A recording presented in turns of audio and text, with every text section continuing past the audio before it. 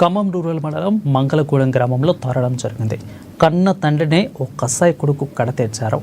Bike కొనిచ్చి cell phone recharge చేయలేదని తండ్రిని గొడ్డలతో నరికి చంపాడు.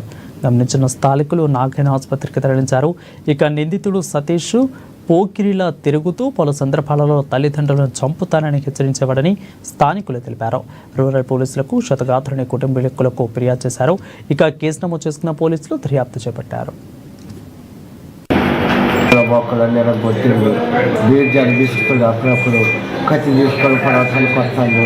మిరకాయ తీసుకొని బయట చంద్ర మీద తప్ప మిరకాయ డస్తో బాబు అవన్నీ చేసుకొని అది పట్టి లేపితే ఉడికితే బయట కురుకుతాడు. పలుకులు బలం పడుతుండు. రాళ్ళ గుళ్ళ గుళ్ళు వేస్తాడు. వేసి అది కర్ర తీసుకొని కొడితే ఇదంతా వాసింది. వాడు కడుపుగాడ వాడిపోయి దత్తన్నయ్యా ఈ మందు తాగుతుంది కాదు. పొద్దున్న కూడా చేతలైన పనికి పోయి వచ్చే రోడ్డు మీద పోతుంటే బండి వచ్చి గుద్దిండు. గుద్దితో 2 సంవత్సరం ఎట్నే ఇబ్బంది పెట్టి బండి అంటాడు. పని పోడు పాడుపోడు ఇంటికాడ ఉండి బండిని మమ్మల్ని టార్చర్ పెట్టి చంపుతాడు. మళ్ళీ ఇద్దరిని చంపుతా అని బెదిరించి ఆ తండ్రిని చంపడానికి నేను పని పోతే కొనిత లేకపోతే అన్నందుకే తండ్రిని నరికింది సార్. ఏం పని చేయడు బాబు సార్.